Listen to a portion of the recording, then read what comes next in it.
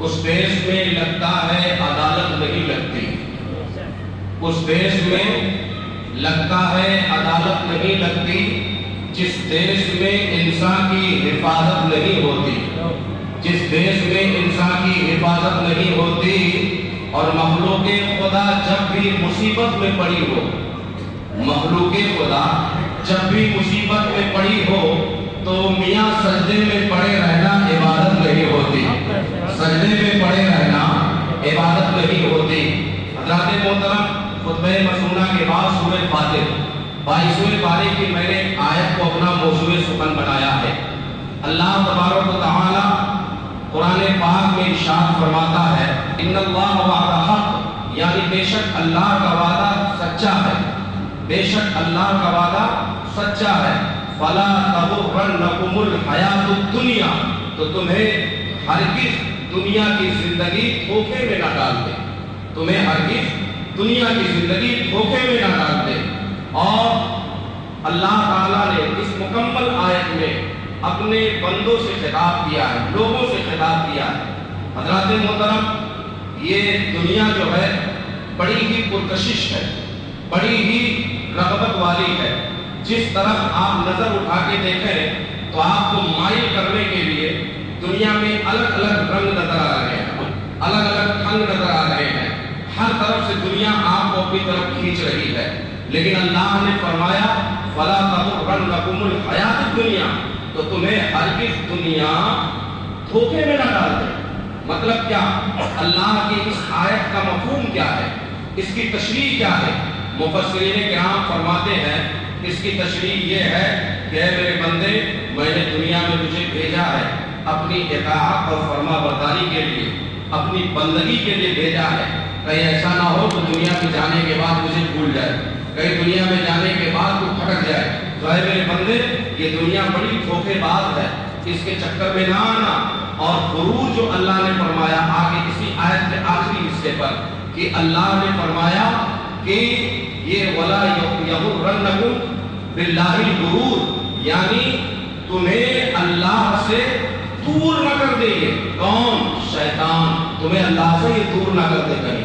اب آپ اندازہ لگائیں، اللہ تعالیٰ نے بندوں کو، خاص کر مومن بندوں کو کس لیے بھیجا؟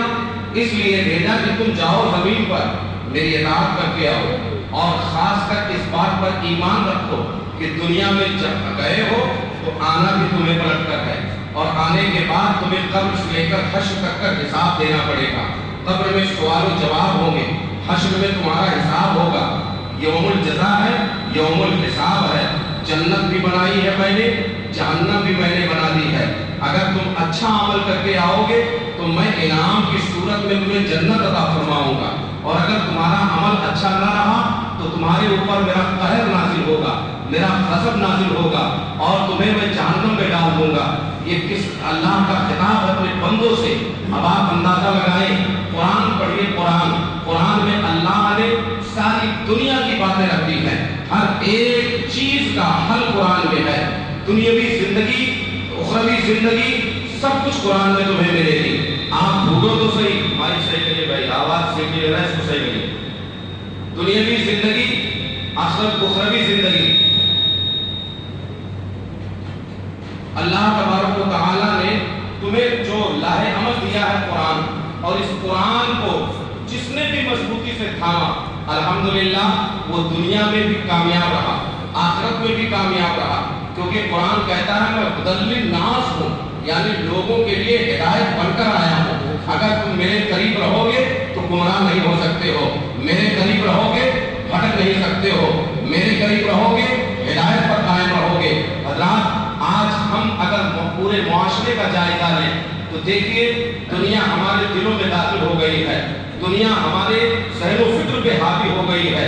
اس طرح ہم دنیا دار ہو گئے ہیں کہ اللہ کی قسم، ہم اگر سجدہ بھی کرتے ہیں تو مطلب کے لیے کرتے ہیں، اگر ہم نمازیں پڑھتے ہیں تو مطلب کے لیے پڑھتے ہیں، قرآن کی تلاوت کرتے ہیں تو مطلب کے لیے کرتے ہیں۔ ہمارا مقصد حقیقی معنوں میں یہ نہیں ہوتا ہے کہ اللہ کے لیے کر رہے ہیں، بلکہ مقصد یہ ہوتا ہے یہ پڑھیں گے تو یہ فائدہ ہوگا، یہ کریں گے تو یہ فائدہ ہوگا، ایسا کریں گے تو یہ فائدہ ہوگا۔ قرآن اگر کوئی انتقال کرتا ہے تو اس صورت میں پڑھتے ہیں کہ اس सूरत को पढ़कर बख्श देंगे, अब्बा बख्श दिए जाएंगे, अम्मी की निजात हो जाएगी, घर वालों की मग़फ़िरत हो जाएगी, घर में खैर व बरकत का सामान हो जाएगा। मैंने कहा है मुसलमान, ये सिर्फ खैर व बरकत ही के लिए नहीं आया था, ये सिर्फ मग़फ़िरत के लिए नहीं आया था, ये तेरी जिंदगी में इन्क़िलाब पैदा करने के लिए आया था, ये तेरी जिंदगी को बदलने के लिए आया था। तूने सिर्फ इसको इतना ही समझा है। आज पूरी दुनिया का जायजा लीजिए, अल्लाह की कसम यही कुरान पाक है। हम तो कभी कभी पढ़ते हैं, ईसाइयों को देखो, उनके यहाँ कुरान पाक रखा मिलेगा, इंग्लिश में ट्रांसलेट कुरान पाक रखा रहेगा। हमसे ज्यादा कुरान ईसाई पढ़ते हैं, हमसे ज्यादा कुरान यहूदी पढ़ते हैं। आप कहेंगे हजरत जब उनका ईमान मुकम्मल नहीं है तो उनको कुरान से क्या फायदा मिलता होगा? मैं कहूँगा सुनो, वो कुरान पढ़ते हैं उसको समझने के लिए कि कुरान में कितनी बारीकियां हैं, कुरान में कितनी हिकमतें हैं, कुरान में कितने नुक्ते हैं, कुरान में कितने अल्लाह ने इमाम रखे हैं, कुरान में अल्लाह ने कितने राज रखे हैं, वो सारी चीजें जानने के लिए। आप कहते हैं जनाब आज साइंस तरक्की कर ले गई। मैंने कहा साइंस को तरक्की कहाँ से मिली है? आपको कुछ पता है? साउथ अफ्रीका की सरजमीन पर आप जाइए, ईसाइयों का एक बहुत बड़ा मदरसा है, ईसाइयों की एक बहुत बड़ी यूनिवर्सिटी है। आप कहोगे हजरत कैसी यूनिवर्सिटी है? वहाँ पर डिप्लोमा होता है, वहाँ इंजीनियर बनाया जाता है, वहाँ डॉक्टर बनाया जाता है, वहाँ पर क्या बनाया जाता है? मैं कहूँगा सुनो, वहाँ मौलाना बनाया जाता है, वहाँ मुफ्ती बनाया जाता है, वहाँ मुहद्दिस बनाया जाता है, वहाँ कुरान का समझने वाला बनाया जाता है। तो आप कहोगे जब ये उनके मज़हब की किताब नहीं है, जब वो इस मज़हब में नहीं है, तो कुरान उन्हें क्यों पढ़ाया जा रहा है? हदीसें उन्हें क्यों पढ़ाई जा रही है?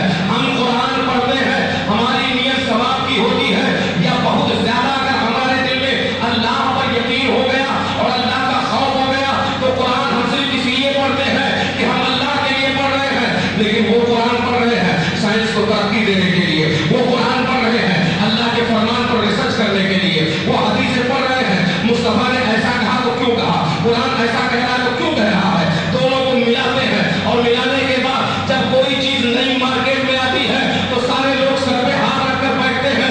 अंग्रेज बहुत कामयाब हो गया, यूरोप वाले बहुत कामयाब हो गए।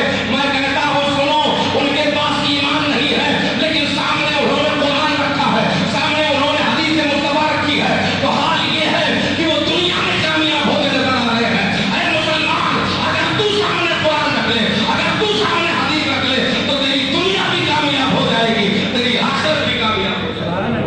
कुरान तेरे लिए आया है, हदीस मुस्तफा तेरे लिए है, लेकिन तू छोड़े बैठा है। जिसे पकड़ना नहीं था वो पकड़े बैठे हैं, और जिसे पकड़ना था वो छोड़े बैठे हैं, क्योंकि हमारे दिलों में दुनिया ने घर बना लिया है। हम सिर्फ माल दौलत, मकान, गाड़ी, बंगला, कोठरी, हवेली के चक्कर में लगे, लेकिन जिस हवेली में जाना उसकी फिक्र नहीं है। वो 2 गज वाली जमीन जहां पर अगर तू आसानी से करवट लेना चाहे तो नहीं ले सकता, उसकी फिक्र नहीं है किसी को। बड़ी बड़ी हवेलियां बना रहे हैं, बड़ी बड़ी बिल्डिंगें बना रहे हैं। आपको पता है ये बिल्डिंगें यही रह जाएंगी और एक दिन कयामत आएगी, सब फना हो जाएगा, कुछ नहीं बचने वाला। फिर किस बात की फिक्र लगी हुई है? और हाल ये है जब हम किसी की दौलत देखते हैं ना तो हमारे दिल में ख्याल आता है यार काश मैं भी ऐसा हो जाता। किसी नमाजी को देखकर कभी ख्याल नहीं आया कि या अल्लाह मैं भी इसकी तरह नमाजी हो जाता। किसी कुरान के हाफिज को देखकर ख्याल नहीं आया कि काश मैं भी हाफिज हो जाता। किसी आलिम का चलने का तरीका देखकर कभी ख्याल नहीं आया काश मैं भी इसी की तरह अमल करने वाला हो जाता। हाँ, लेकिन जब अंबानी को हम देखते हैं कहते हम भी इतने बड़े हो जाते तो अच्छा हो जाता। हम कारून के बारे में जब पढ़ते हैं हम भी इतने बड़े हो जाते तो अच्छा होता।